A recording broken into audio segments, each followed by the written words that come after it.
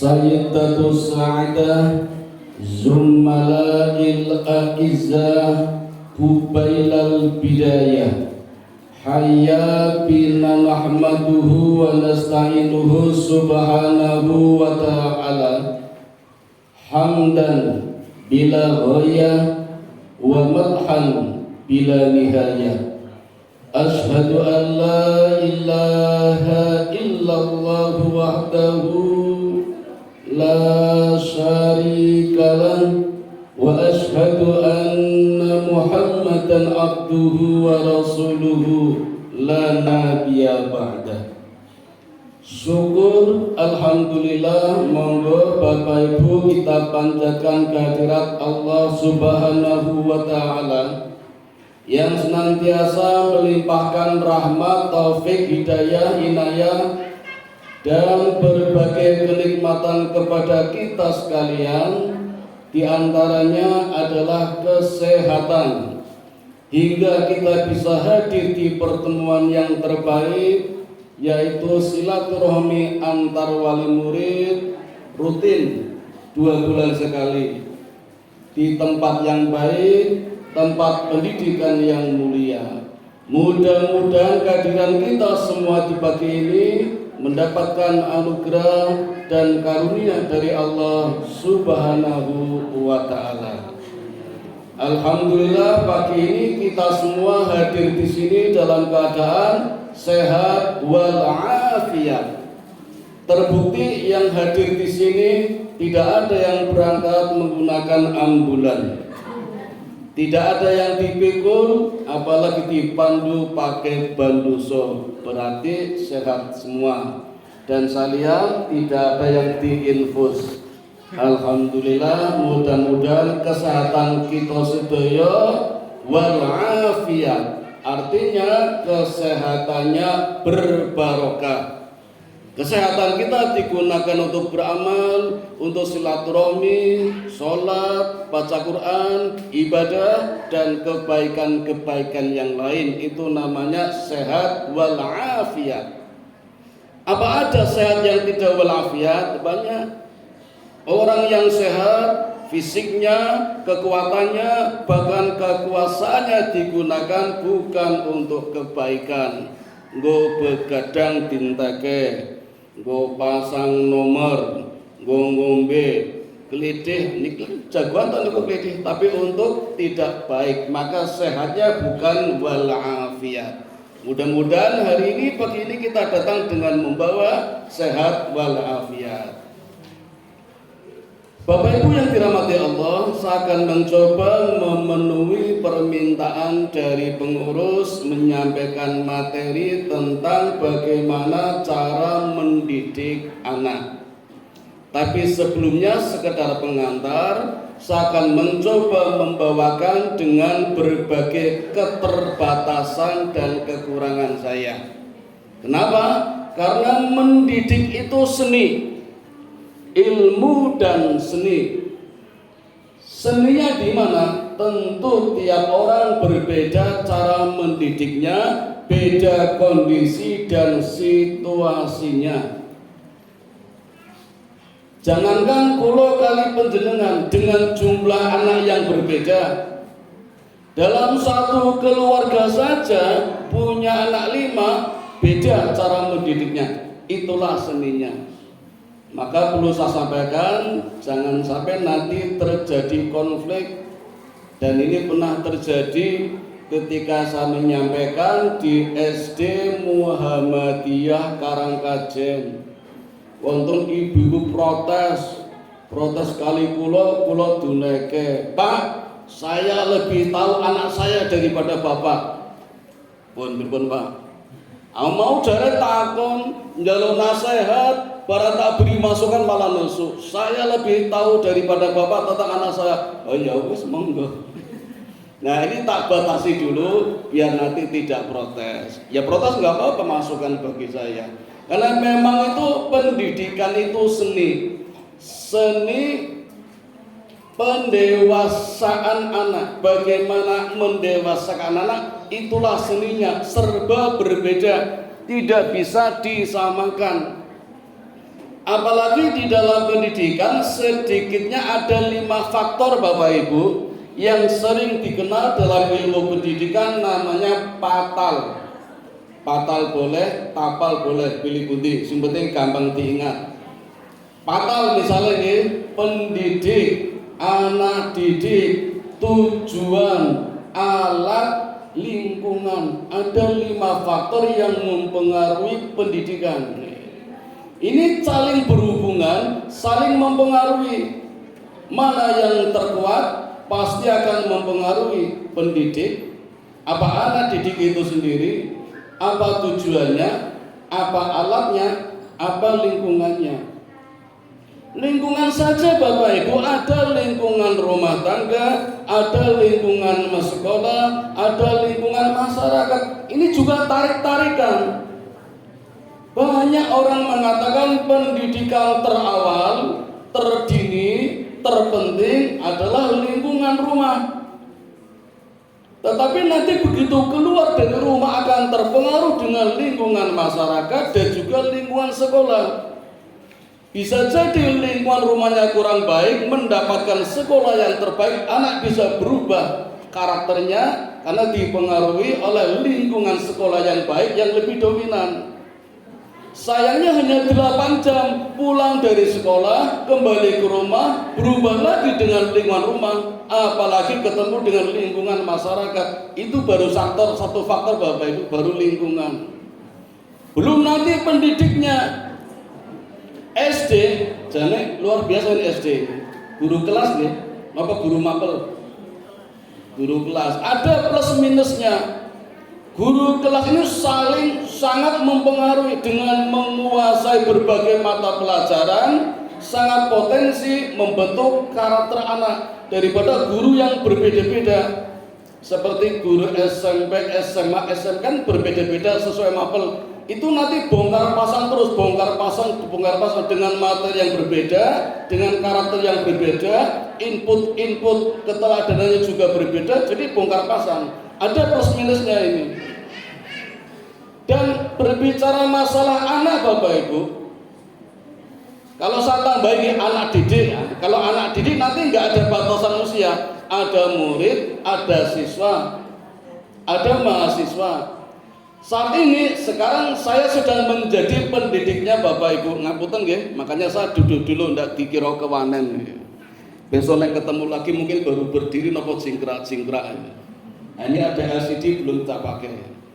Kalau bertemu lagi, kalau mboten nggih mboten napa-napa, pertemuan pertama sekaligus pertemuan terakhir niki. Ini kan sambutan pertama nggih, sekaligus terakhir. Panjenengan saat ini sedang menjadi anak didik, pendidiknya sekaya. Tentu saja berbeda ketika panjenengan di kelas menjadi pendidik, anak didiknya berbeda-beda. Seninya di sini Bapak Ibu. Namun demikian ada SOP-nya, ada standar operasional pendidikannya. Jadi walaupun berbeda-beda ilmu dan seninya, maka saya perlu menyampaikan SOP-nya, SOP standar operasional pendidikannya seperti apa? Tentu saja karena ini konteksnya adalah pengajian, maka saya akan menyampaikan konteksnya di konteks pengajian. Bagaimana cara mendidik anak-anak kita menjadi anak yang bahasa yang sangat kita setujui adalah anak yang soleh atau solihah. Jangan lupa Bapak Ibu, Rasulullah ngendiko, ketika kita nanti semuanya meninggal akan terputus semua amalnya kecuali 3. Napa Bapak Ibu? Amal jariyah, ilmu yang bermanfaat, anak yang soleh. Ini tidak terpisah Pak, saling berkaitan Bu. Kita bisa melahirkan anak yang soleh, itulah amal jari yang terbaik. Bagaimana bisa mendidik anak yang soleh? Berikan ilmu yang bermanfaat. Jadi saling berkaitan. Nah ini ada standarnya. Saya akan mulai standarnya dari kebiasaan kita kewajiban Bapak Ibu kita di setiap harinya ketika beribadah yang namanya sholat. Berapa kali kita Bapak Ibu sholat dalam sehari? 5 waktu. Berapa kali kita membaca surat Fatihah ketika sholat? 17 kali. Membaca surat Fatihah minimal yang wajib ketika kita sholat wajib 5 waktu itu 17 kali membaca surat Fatihah. Ada apa di dalam surat Fatihah? Tentu banyak. Satu di antaranya ayat yang ke-6. Apa yang kita baca? Doa.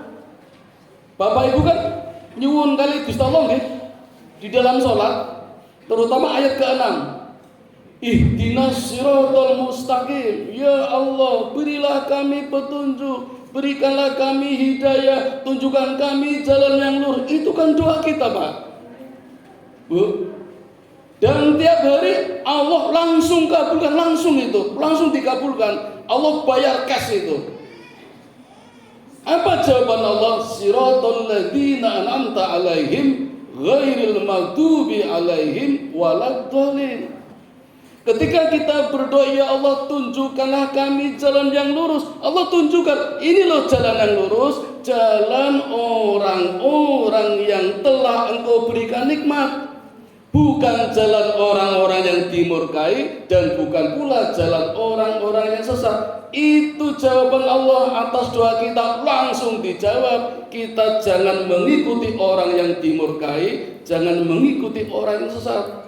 Lalu ikut siapa? Ikut jalan-jalan orang-orang yang diberikan kenikmatan. Sinten Bu? Para nabi dan rasul. Allah memberikan contoh kepada kita nabi dan rasul yang telah berhasil sukses mencetak, melahirkan anak-anak solih dan solehah.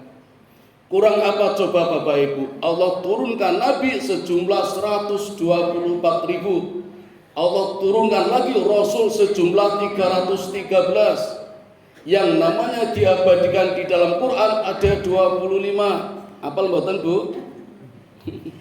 Adik-adik apa enggak tadi itu? Nah, itu perlu.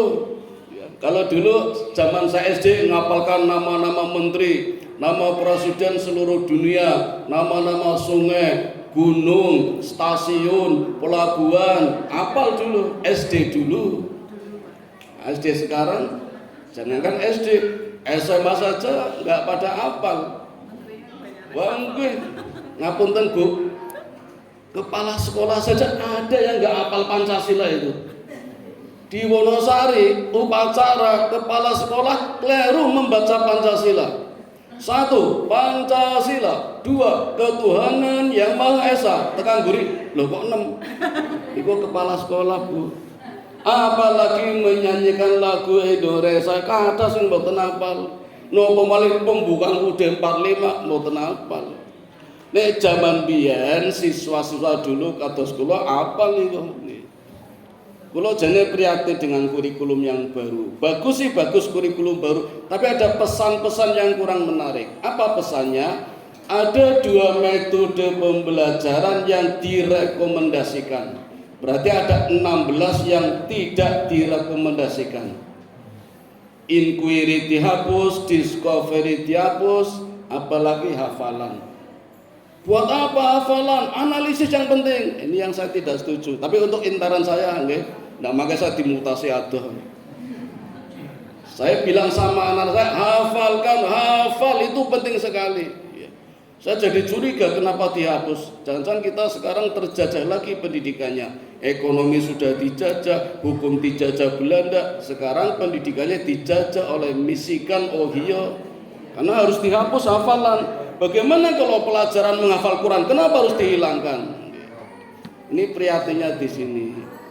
Nah, Bapak Ibu, kitalah yang harus memulai sebelum mengajarkan anak-anak kita. Kenapa? Allah sendiri mengatakan, ya ayyuhalladzina amanu qu anfusikum wa ahlikum naro. Wahai orang-orang yang beriman, jagalah dirimu. Dijaga dulu. Kalau sudah bisa, wa ahlikum naro, dan jagalah istrimu, jagalah anak-anakmu, jagalah keluargamu dari siksa api neraka. Jadi mari kita mulai dari diri kita dulu. Ibda bin nafsik, sebelum ke anak-anak kita.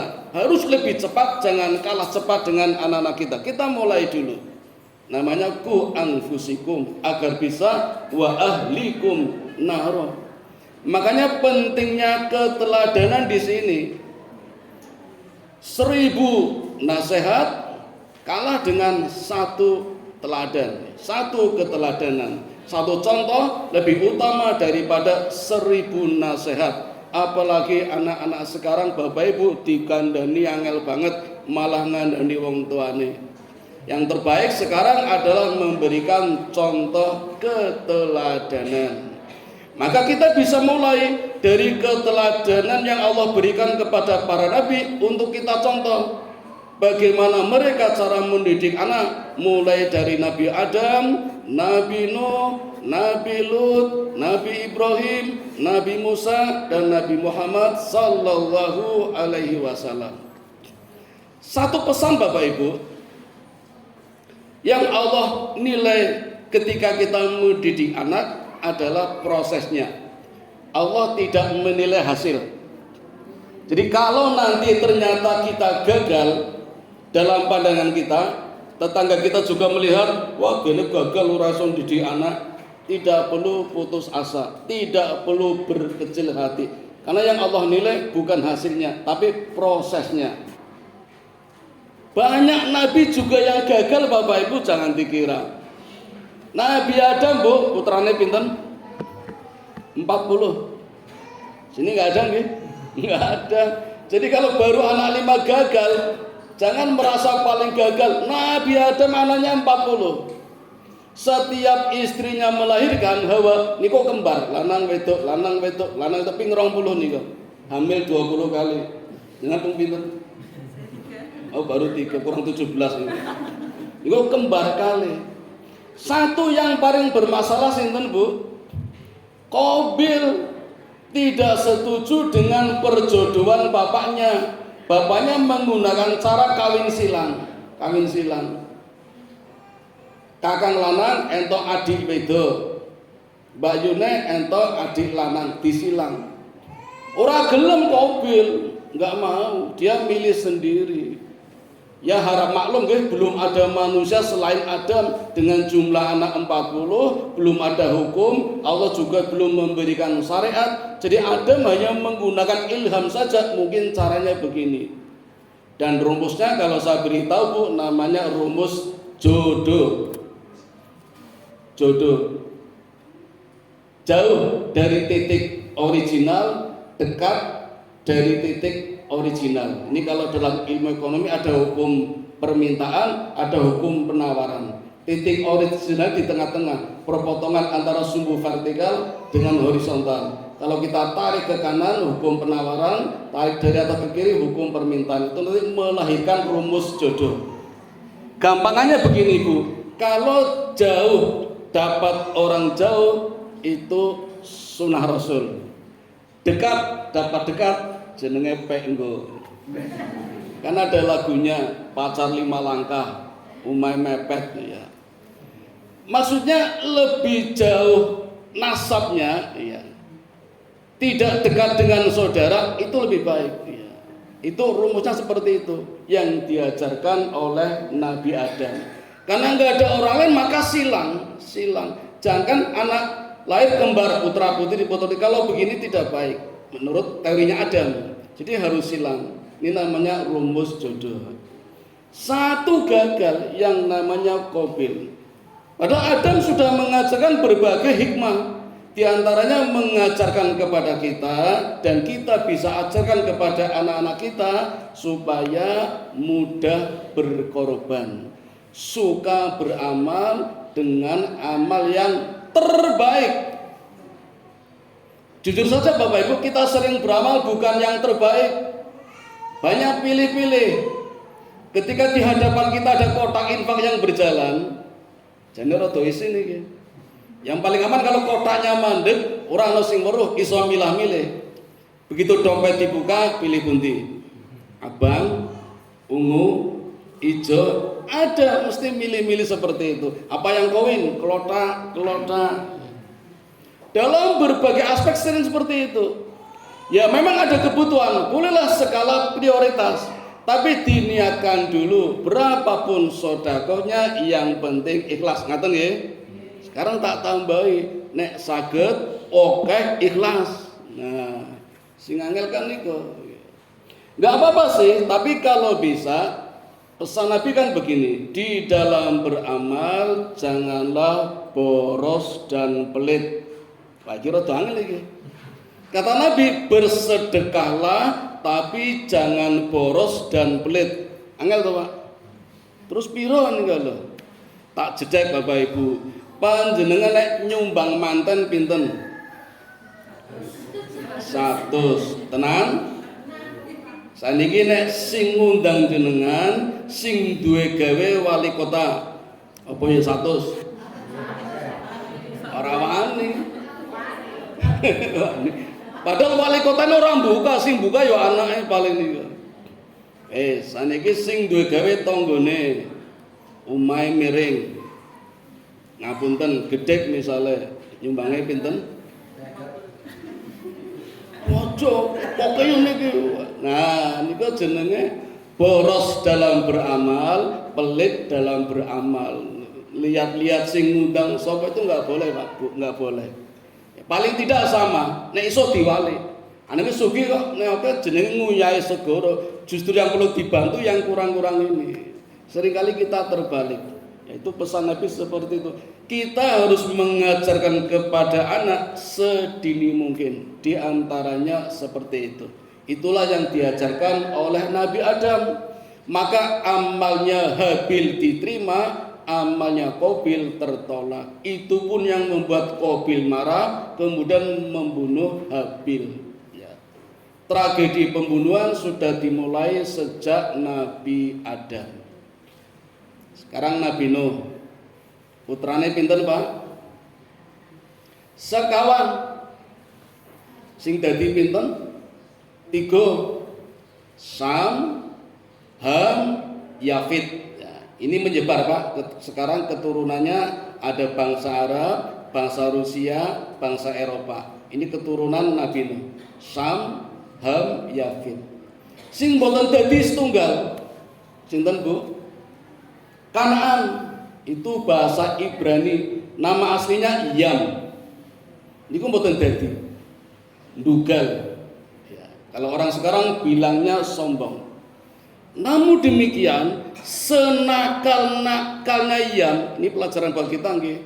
Bapaknya Nabi Nuh tidak pernah memanggil nama anaknya, tapi dengan panggilan yang bagus, yang mulia. Dan Nabi Nuh memanggilnya dengan bahasa yang romantis. Ketika berada di kapal, semua sudah naik semua, tinggal yang tidak mau naik. Nabi Nuh memanggil, "Ya bunayyarkan ma'ana." Teriak-teriak, "Wahai anakku, naiklah ke kapal, ikut papi." Kalau bahasa kita nggih. Tidak memanggil Kan'an walaupun namanya Kan'an, tidak memanggil Yam walaupun namanya, tapi wahai anakku. Ya. Ini pelajaran juga buat kita. Bolehlah nama seperti apa tercantum di KTP, di ijazah, di rapor, tapi perlu ada nama panggilan. Mungkin dulu ada kesalahan kita ketika memberi nama, sudah terlanjur didandani angel, ngurusin rapot, tekan dukcapil, udahlah biarkan aja nggak apa-apa. Tapi harus didukung dengan doa-doa yang baik, terutama nama panggilan yang baik. Dalam sejarah Nabi merubah nama sejumlah 20 kali. Ketika Nabi menjumpai sahabat-sahabat punya anak namanya kurang bagus, diganti oleh Nabi, itu Nabi mengganti 20 kali Pak. Nah, saya 2 kali diganti nama oleh ustadz saya ketika saya di pondok pesantren. Padahal nama saya sudah bagus, Aziz, diganti kali Ustadz Kulo, diganti Hanif. Mergone napa Pak? Ini sering demo niku Pak. Pas demo Ustaz kula weruh, wah iki bahaya iki. Wis tak ganti jenenge Hanif. Pindah pondok diganti lagi, kula diganti Latif Pak. Ini Latif, ya yang lembut, yang halus, sama dengan Hanif. Mergone riyen niku gaweane gelut niku. Niku Ustaz kula saniki pun lulus dari pondok pun gantos kembali lagi ke nama aslinya lagi ini. Nah, nanti kalau di medsos beda-beda lagi namanya itu. Pun niko Nabi Nuh. Jadi Bapak Ibu, Allah pun memberikan keteladanan kepada para nabi untuk kita contoh. Ternyata nabi pun gagal. Maka pesan Allah kepada kita bukan lihat kegagalannya, tapi lihat prosesnya. Jadi ingatkan Bu, kalau kita gagal mendidik anak kita, ya nggak apa-apa. Ada rahasianya. Bisa jadi Allah sengaja membuat kita gagal. Kenapa Bu? Allah ingin namanya disebut oleh kita. Allah kangen dengan kita untuk menyebut namanya. Hampir dipastikan orang yang gagal mendidik anak pasti berdoa, ya Allah, Allah kangen itunya itu loh. Makanya kadang Allah sengaja buat gagal dalam mendidik anak. Maka kita nggak boleh putus asa, tetap jalan terus walaupun gagal. Wong mendidik anak itu seperti lugut, ngertos lugut ya? Pring bambu nih kok, nek dicekal kan gatel kan. Itu anak kita seperti itu, dicekal kadang yo angel, kadang yo nglawan, marake hati lorong nih, dikandani malah bentak-bentak tuh nih kok. Ya pengaruh TV juga nih kok, sinetron kadang ngajarkan putune nyenani simbayembaran nih kok, do melu mulu kabeh nih kok. Jadi kayak megang lugut. Makanya sabar-sabar saja, proses yang Allah nilai, masalah hasil kembali kepada Allah. Janjane sekolah mari Bu, saya punya teman di Bantul, guru SMK Muhammadiyah 2. Anaknya 10 Bu. Anaknya 10. Jadi semua, aku lo mari Pak. Sing ragil niku bar wisuda langsung ketompo OJK, otorisasi jasa keuangan, bapaknya langsung dibelikan Suparik, diumrohkan. Niku sing ragil. Pengen kertas sing barep Bu. Di Aceh ben sasing ngirimi wong tuane 1 juta. Sing nomor loro teng Medan ben sasing ngirimi 500. Sing nomor 3 Sulawesi ben sasing ngirimi 2 juta. Coba Bu, nek 10 anak ben sasing ngirimi wong tuane kipas-kipas to Bu. Wis rasa kerja. Duit teko dhewe anak 10 Bu. Kula meri jan ya Allah kok iso mendidik anak seperti itu. Waliane koncoku sing sijine anake loro ora dadi kabeh. Mung loro ora dadi coba. 10 iso dadi loro ki ora dadi. Ditakoni tanggane putrane teng pundi yo? Teng Polsek. Bu enak yo dadi polisi kabeh. Polisi ndasmu. Siji narkoba siji glithik kok. Ora ono sing dadi. Ini pada mung loro. Itulah seninya. Seninya di mana? Maka sekarang begini Bapak Ibu, niki pun terlanjur nggih, tapi masih tetap ada jalan dengan cara bertobat. Jadi memutuskan mata rantai. Maaf nggih Bapak Ibu, mungkin ada yang mudah-mudahan tidak ada yang tersinggung. Mungkin ada dosa-dosa besar yang terjadi pada diri kita, dosa turunan. Ada 75 dosa besar. Dari 75 dosa besar, ada 1 dosa yang menurunkan kepada anaknya. Mohon maaf, namanya dosa zina. Zina itu dosa besar.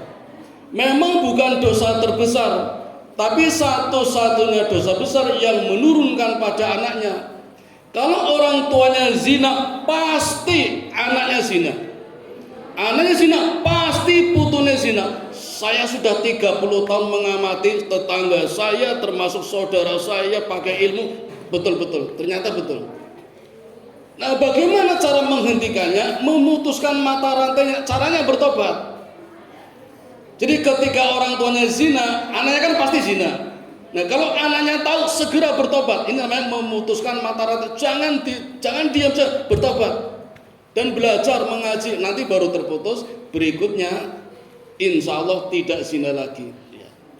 Itu dosa zina parahnya di situ sampai menurunkan pada generasi. Naudzubillah min dzalik. Ya. Itulah pentingnya nasab. Ya. Maka janjane mesake anak jada itu kan gak dapat waris Pak. Ya bukan salah anak ya salah orang tuanya. Nah, masih ada kesempatan Bapak Ibu, selagi hayat masih di kandung badan, Allah masih menerima taubat kita. Kata Allah, satu istighfar saja, astagfirullah, mampu menghapuskan dosa-dosa kita setinggi langit pertama. Itu hanya istighfar saja. Apalagi beberapa kali dengan doa-doa yang lain, pintu taubat masih terbuka. Dan harus kita ajarkan kepada anak kita sedini mungkin. Mohon maaf, sampai jam berapa ini? Jam 10. Saniki jam pinten? Kurang pinten menit? Oh, 1 jam lagi, apa 2 jam lagi. Baik, saya lanjutkan ya. Setelah kita belajar dari para nabi, maka selanjutnya apa yang perlu kita ajarkan kepada anak kita? Mendengarkan, memperdengarkan Al-Quran kepada anak-anak kita. Sejak kapan? Sedini mungkin. Sejak anak di dalam kandungan. Udah telanjur metu ya sesuk nek mengandung lagi. Atau bagi yang belum persiapan. Dulu di PKU ada dokter suami istri, dokter semua, dokter kandungan. Menulis sebuah buku judulnya Melahirkan Anak Berkualitas. Ini kalau jenenge lali dokter siapa. Itu justru menyarankan Bapak Ibu ketika belum berkeluarga, sudah punya rencana memilih dan memilah calon suami istri, kemudian menjalin hubungan rumah tangga, itu dimulai dari situ. Itu menurut dokter PKU, dokter kandungan suami istri. Jadi bibit bobot bubutnya dimulai sejak memilih jodoh. Ya. Memang faktor gen itu ada, tapi hanya 99%. Einstein, orang yang menduduki peringkat 10 dari orang yang paling berpengaruh di dunia, ada 100 menurut Michael Hart, Einstein nomor 10. Cerdasnya bukan main. Dia menciptakan rumus E sama dengan MC kuadrat. Namun mohon maaf, secara fisik wajahnya jelek, tapi cerdas. Pernah ditaksir oleh wanita cantik banget, ning bodoh. Terus menikah. Harapannya anaknya cerdas seperti Einstein, ayune bodoh karo bojone. Apa yang terjadi Bapak Ibu? Ternyata kualik kabeh, anak elek koyo bapane nggih. Nah, koyo mbone. Itu namanya faktor takdir. Hanya 1%, tapi ternyata mengalahkan yang 99%. Kita tetap berserah kepada Allah, tapi juga ikhtiar di dalam memilih jodoh. Panjenengan sudah terlanjur, sudah dapat jodoh, pun nggak usah macam-macam melu-melu liyane. Izin dulu.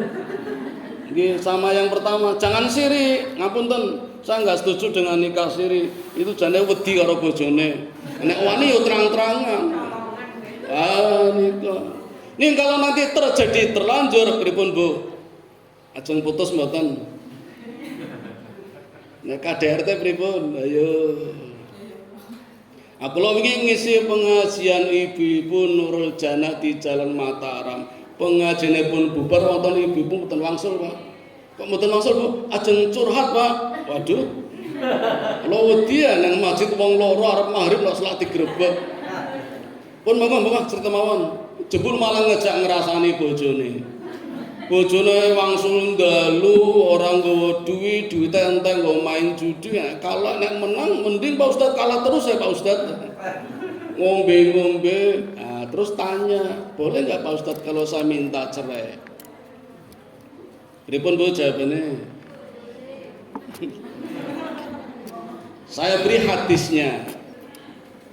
Hadisnya Bapak Ibu, sekiranya seorang istri menjumpai suaminya berperangai buruk, maka istri boleh nggih?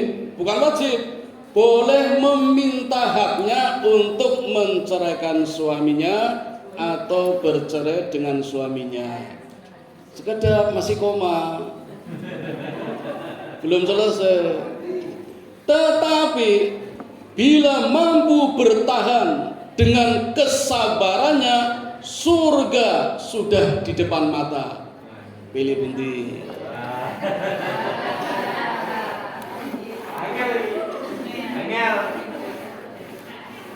Lesti Kejora nembe mung pisan KDRT njaluk cerai.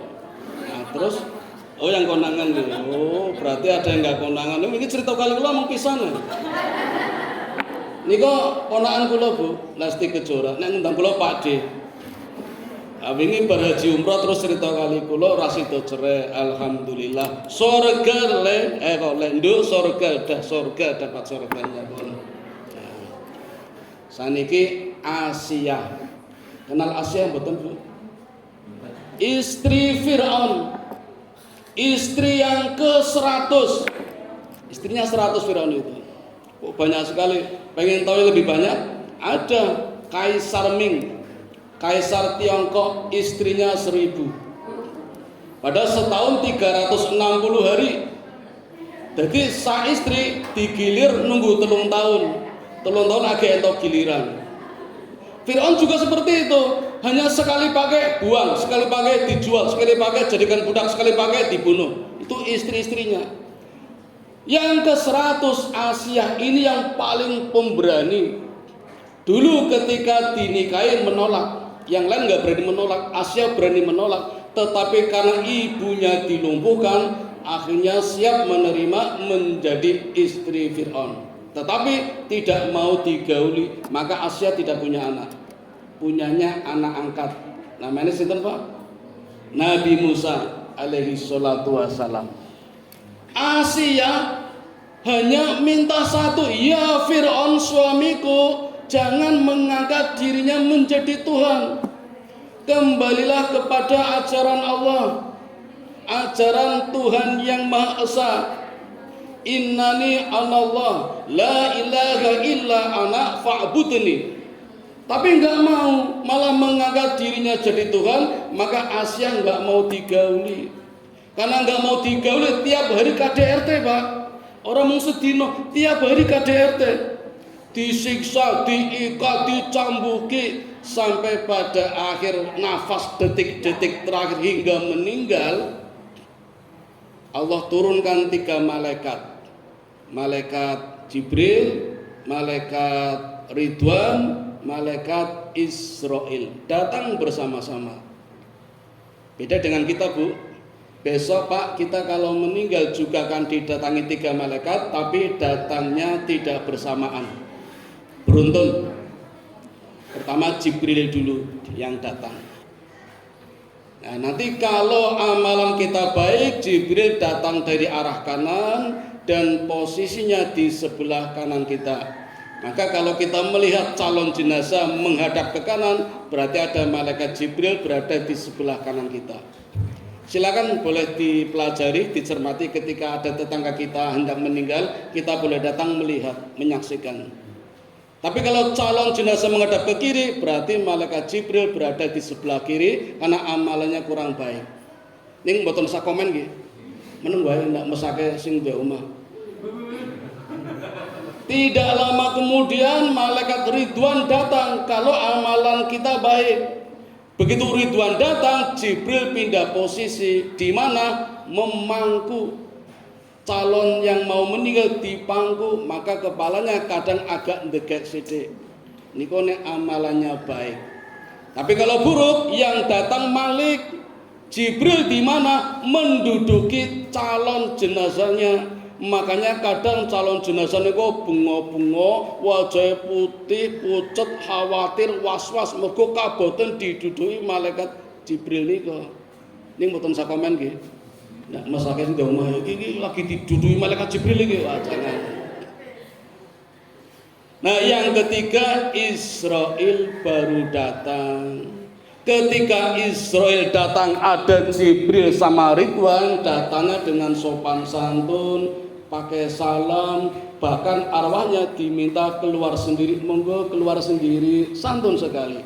Maka kita kadang pernah melihat ada orang meninggal kok gampang banget, lagi sujud bablas, sholat isya ngerti bablas, bar ngaji pengajian jebul bablas, kok gampang banget. Kemarin di Kauman musola Putri Aisyah nggih ada sholat isya terus do rampung kabeh, kayak siji urung mulih jebul meninggal. Petinggal ini Masjid Al Fajar nggih. Nah, kula nate mampir sholat isya niku. Persis ngarep kula mburine. Sujud suwi banget ora tangi-tangi. Nganti wong do ngrubung delok. Iki mati ora ya. Kula nggih melu deg-degan niku Pak, kula mburi persis. Kaya jebul kademen. Niku asline anyar niku lho Pak. Al Fajri niku ketinggian. Jebul kademen. Alhamdulillah ora sida mati. Nek ya wong gelo kudune kan husnul khotimah ora sida mati ya mbok. Tapi kalau yang datang Israel dikawal Malik sama Jibril itu dicambuk, ayo keluar nanti dibentak-bentak. Makanya kadang teriak-teriak. Ngapunten Bapak Ibu, saya lihat sendiri tetangga saya, tapi di Tegal ya, sanes di sini. Saya dari asli Tegal Bapak Ibu. Ada orang mau meninggal teriak-teriak sampai 2 hari Pak. Sampai istrinya itu memasukkan 2 jarinya ke mulut, kayaknya mau ngresi riak nopo umbel niku lho. Sampai digigit niku berdarah. Masya Allah. Kalau mau ngiseng namung takon kali tanggane niki mboten napa ya. Nah, terus tanggane cerita. Ngapunten niki saya mencoba menghubungkan nggih, saya nggak tahu kenapa, tapi tak coba menghubungkan. Kok saged ngaten ya? Nggih niku rin gaweane niku ngutangi tanggane. Ning bayare kudu tikel pindho. Ngutangi 100 mbaleke 200, ngutangi 500.000 mbalekene 700. Wong karo adine dhewe utang 2 juta mbalekene 5 juta, kok adine dhewe lho niku. Nah, kula mencoba menghubungkan, oh jangan-jangan renter nggih kados ngaten. Nah, maka Bapak Ibu kalau di antara kita ada seperti itu monggo dihentikan mawon nggih dihentikan dah. Insyaallah Allah berikan rezeki yang lebih baik. Bagus membantu tetangga, nolong saudara, tapi jangan seperti itulah. Mereka pinjam juga karena terpaksa, kecuali sing bener-bener nakal nggih wonten. Naudzubillah min dzalik.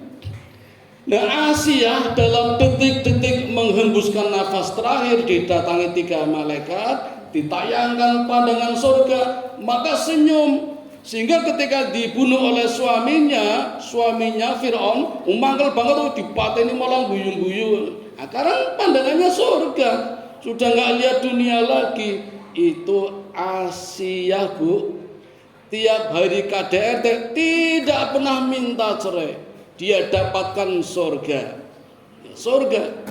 Hadisnya ada, diriwayatkan oleh Aisyah di dalam Imam Bukhari, riwayat Muslim, dinarasikan oleh Imam Ad-Dhahabi. Sayyidatu arba'atu ahlul jannah, Maryam bintu Imran, wa Fatimatu bintu Rasulillah sallallahu alaihi wasallam, wa Khadijatu bintu Khuwailid bintu As'ad, wa Asiyah. Ada 4 wanita suci termulia di kalangan mukmin, tidak hanya dirindukan oleh surga, tapi dijamin masuk surga.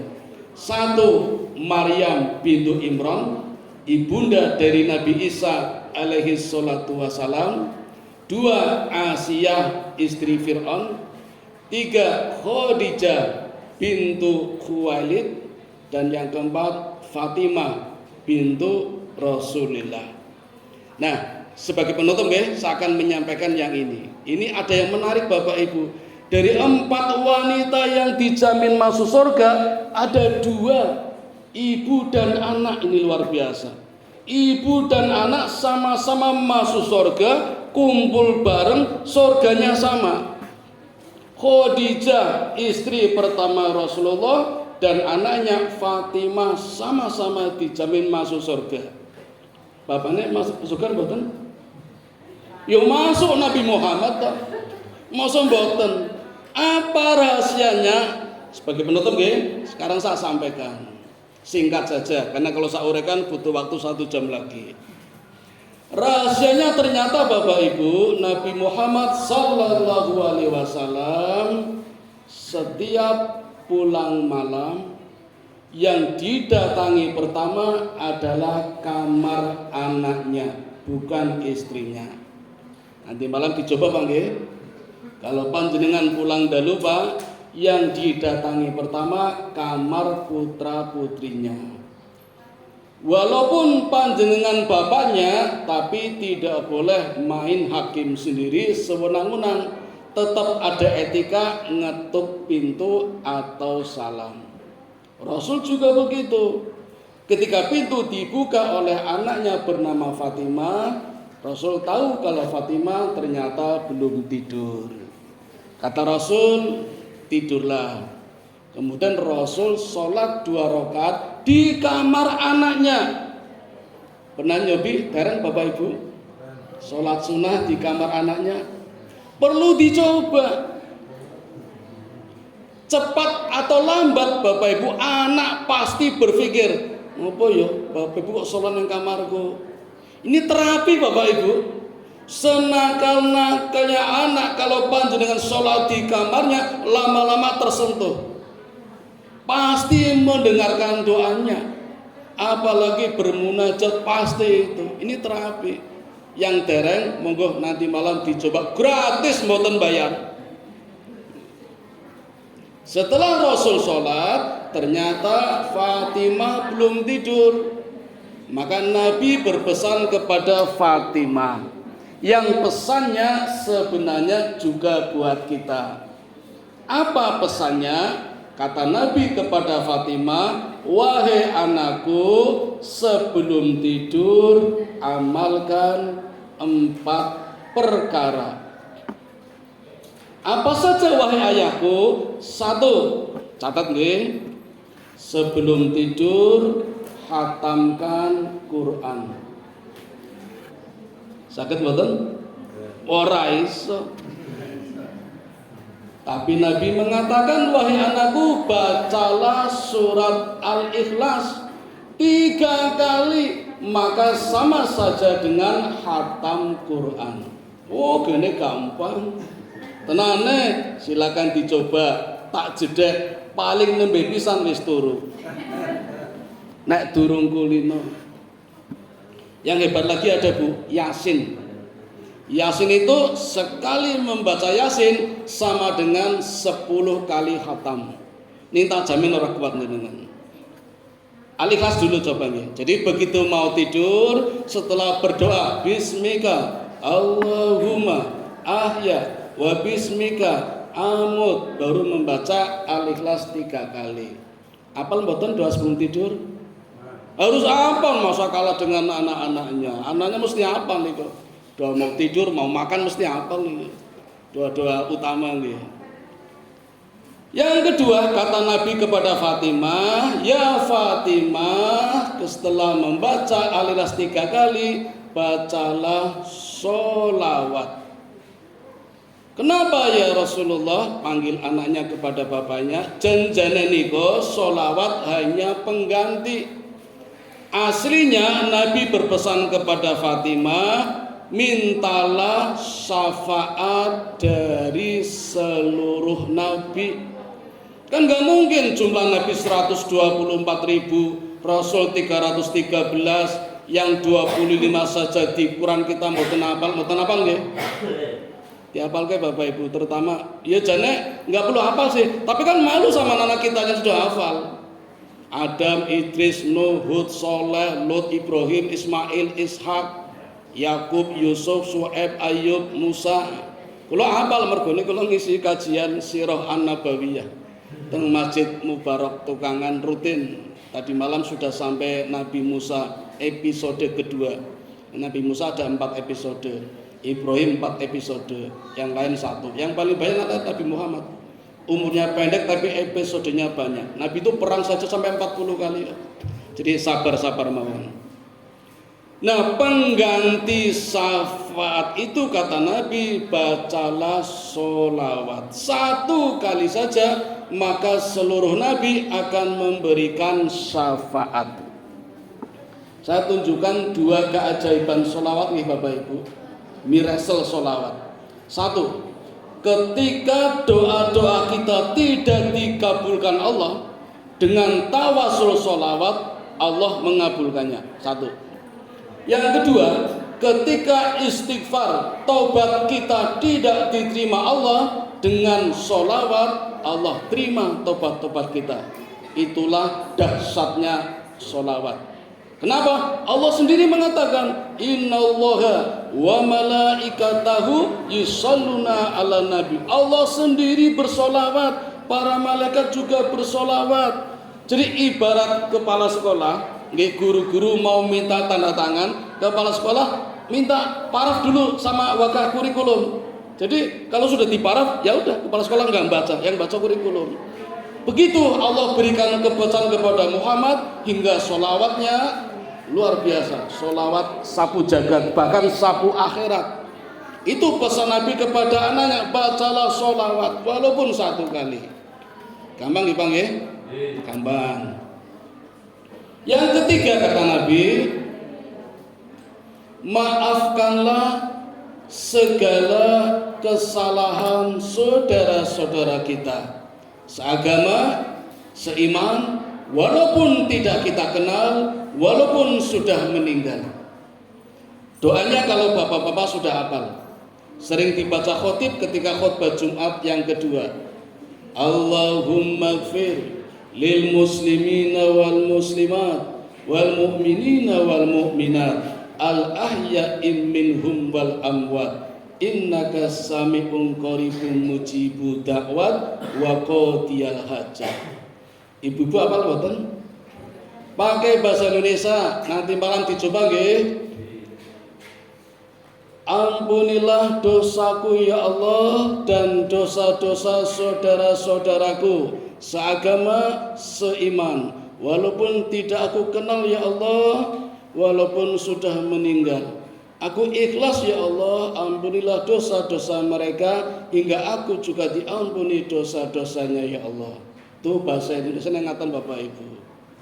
Maka insya Allah bangun tidur kita sudah tidak punya dosa lagi Pak. Kenapa? Nah tadi malam sudah dimaafkan oleh saudara-saudara kita. Kalau kita memaafkan saudara-saudara kita, pasti saudara kita pun akan memaafkan kita. Maka bangun tidur pas kalau kita membaca doa, alhamdulillahilladzi ahyana ba'dama amatana wa ilaihin nusur. Segala puji bagi Engkau ya Allah yang telah menghidupkan kami kembali dan memberikan kesempatan lagi kepada kami untuk hidup lebih baik. Apa sih hidup lebih baik? Hidup tanpa dosa. Kok bisa tanpa dosa? Kan sudah dimaafkan tadi malam. Itu rumusnya Bapak Ibu. Maka anak-anak kita pun harus hafal doa sebelum tidur. Kita juga hafal duluan. Jangan sampai kalah dengan anak-anak kita. Itu yang ketiga. Yang keempat Bu, pesan Nabi kepada Fatimah, ya Fatimah, sebelum tidur tunaikan haji dan umroh. Gak masuk akal nggih? Gak masuk akal arep turu kok haji dan umroh. Tapi Nabi memberikan solusi, ya Fatimah, bacalah tasbih, tahmid, takbir, maka pahalanya sama dengan haji dan umroh. Ini solusi Bu. Kalau nggak dipakai Pak, sekarang daftar haji hari ini, nanti berangkatnya 40 tahun lagi. Yun sewu umurnya pinten Pak? Saket misalnya nggih. Mangke 90 tahun lebih mangkat. Napa saged? Daftar ke anaknya. Nah, daftar ke anaknya.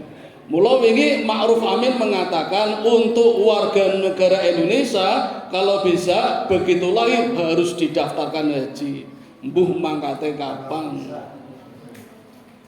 Nah, ini solusi bagi yang mungkin tidak berkesempatan haji, sebelum tidur membaca tasbih, tahmid, takbir. Sama dengan haji.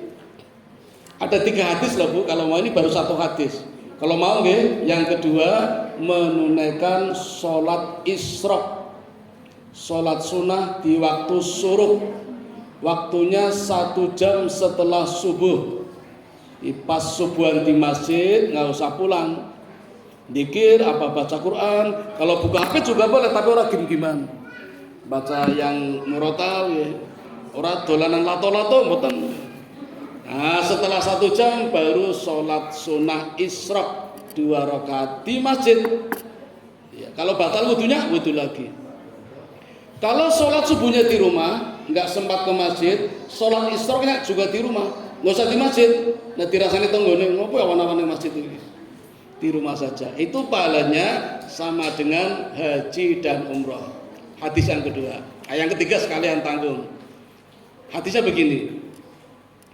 Barang siapa hadir di masjid nggih, mboten sekolahan, masjid, dengan niat tiada niat selain menuntut ilmu, maka pahalanya sama dengan haji dan umrah. Bon wis, sesuk rasane Mekah ngamalkan 3 hadis ini sudah haji itu. Tapi tetap niat Mekah nggih, tetap niat. Syukur mangkat misalnya mboten sudah ada hadis 3 yang menjamin dengan pahala haji dan umrah. Terutama menjelang tidur membaca tasmid, tahmid, takbir. Berapa kali? Nah, ini ada 2 pendapat. Monggo pilih yang mana? Pendapat yang pertama tasbih 33, tahmid 33, takbir 33. Kalau dijumlah pinten Bu? 9, 10, 9. Angka itu akan kita lihat ketika kita berdoa dengan membuka kedua telapak tangan. Yang kanan 18, yang kiri 81. Kalau kita berdoa, kita padukan jumlahnya 99. Itu nama-nama Allah. Nama Allah Asmaul Husna intinya 3. Tasbih, tahmid, takbir. Pendapat pertama mengatakan karena zikir ini adalah kunci, maka harus pas, tidak boleh kurang, tidak boleh lebih. Ibarat akan membuka kunci kelas ini yang geriginya 3 harus pakai kunci gerigi 3. Kalau gerigi 2 lopo, gerigi 4 tidak bisa masuk, jadi harus pas. Zikir ini juga asyifa, obat segala macam penyakit Bu. Ketika penyakit kita dokter sudah menyerah, dengan zikir ini insya Allah segala penyakit bisa disembuhkan. Tapi harus pas. Ibarat dosis obat sehari 3 kali, ya 3 kali. Kalau sehari minum 2 kali tidak sembuh, 4 kali malah bablas. Itu pendapat pertama. Sanggup? Nek boten pendapat yang kedua. Tidak dibatasi jumlahnya. 1 kali saja boleh, tapi harus fokus, konsentrasi, dan yakin betul.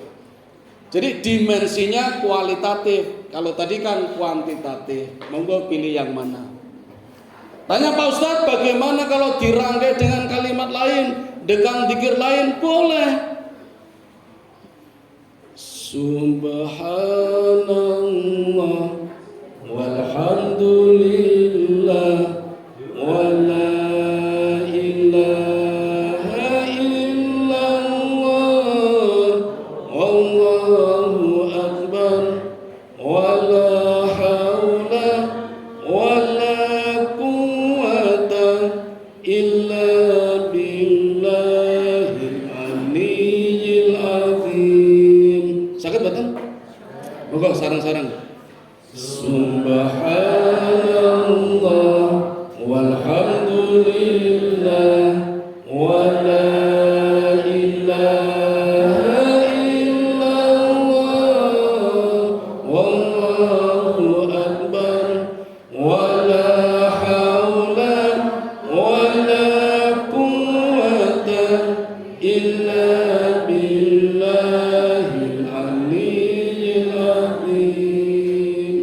Ulang balik. Subhanallah walhamdulillah wa la ilaha illallah wallahu akbar wa la haula wa la quwwata illa billahil aliyyil azim. Zikir ini sangat viral, Bu. Sangat viralnya hingga Fatimah mendapatkan gelar Fatimatul Kubro, Fatimah yang agung, karena zikirnya yang agung. Jadi kalau kita ditanya apa itu zikir Fatimah, zikirnya ini: Subhanallah walhamdulillah Allahu akbar. Rupanya 4 hal inilah Bapak Ibu yang menjadikan Fatimah dijamin masuk surga. Jadi kalau hadis tadi ada 4 wanita yang dijamin masuk surga, kita nggak bakalan dijamin masuk surga, Bu. Karena namanya kan nggak ada nama kita, hanya Maryam, Fatimah, Khadijah, Asia. Tetapi kalau kita melihat kriterianya, kita masih ada harapan, Bu, masuk surga. Bahkan panjenengan masih punya harapan dijamin masuk surga. Buh mlebete kapan, yang penting sudah dijamin dulu, rodo aman. Nah kalau Fatimah bisa seperti itu, berarti bapaknya yang mendidik juga dijamin surga, ibunya juga. Inilah rahasianya Bapak Ibu. Kalau kita berhasil mencetak anak kita soleh-solehah, orang tuanya pasti katut, pasti Bapak Ibu. Ada dalilnya, ada hadisnya, ada. Digambarkan dalam hadis, besok ketika di akhirat, pada saat anaknya masuk surga, anaknya bertanya kepada Allah, ya Allah, mana orang tuaku ya Allah? Allah bilang, itu orang tuamu masih dihisab, hisabnya belum selesai. Anak ini berdoa, ya Allah, cepatkanlah urusannya, mudahkanlah hisabnya. Ini permintaan anak soleh. Dikabulkan buatan, Bu? Kabulkan anak soleh. Atas anak soleh inilah Allah mempercepat hisabnya, mudahkan urusannya. Ketika orang tuanya masuk neraka, anaknya minta kepada Allah, ya Allah, angkatlah orang tuaku dari neraka ya Allah, keluarkan anakku dari neraka ya Allah. Dikabulkan buatan, Bu? Kabulkan anak soleh. Allah segera angkat dari neraka, Allah keluarkan dari neraka, masukkan bareng-bareng ke surga bersama anaknya. Itu manfaat anak soleh.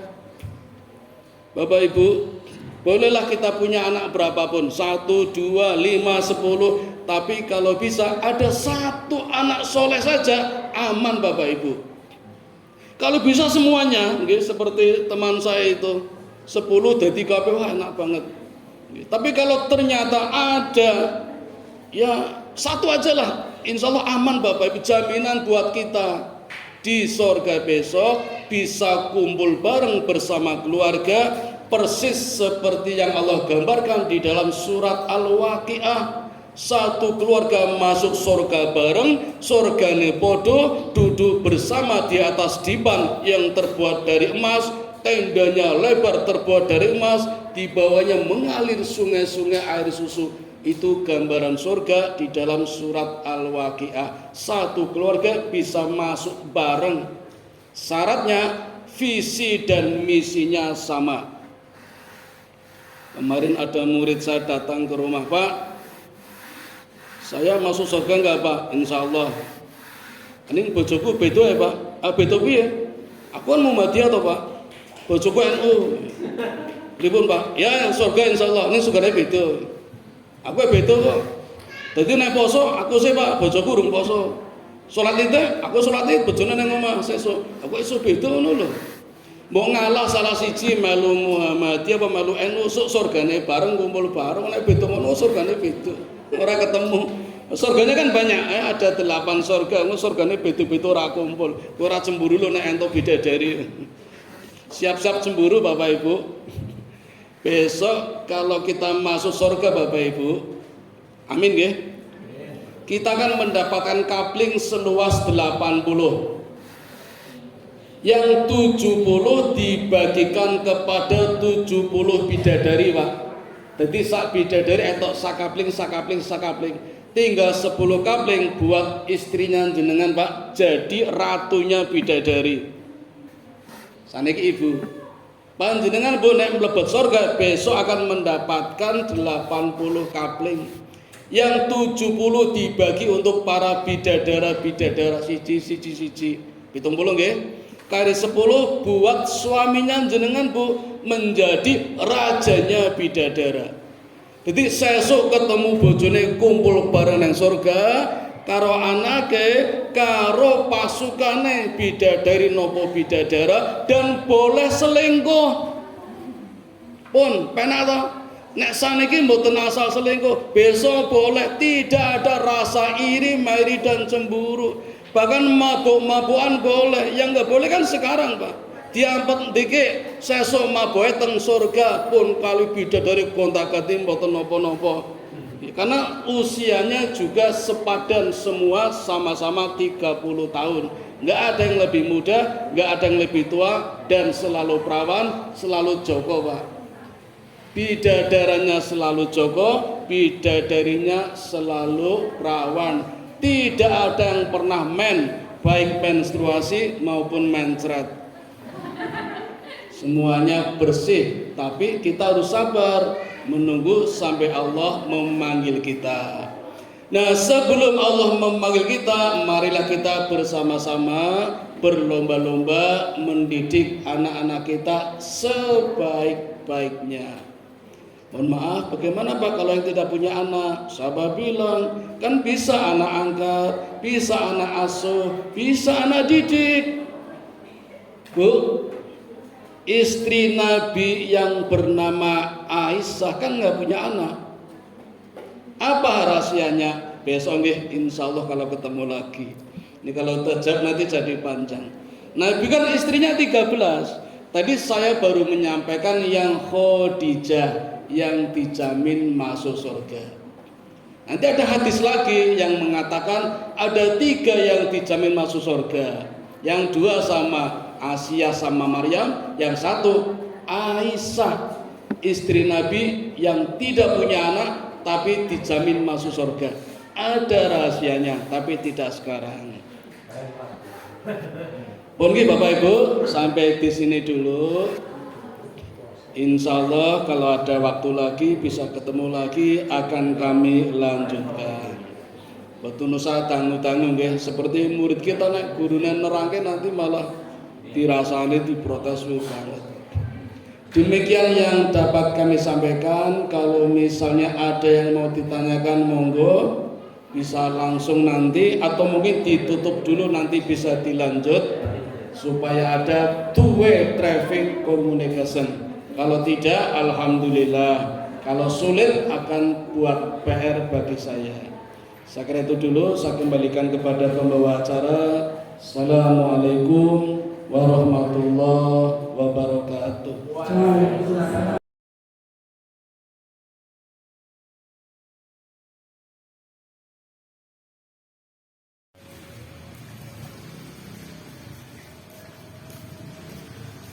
Allahu Akbar.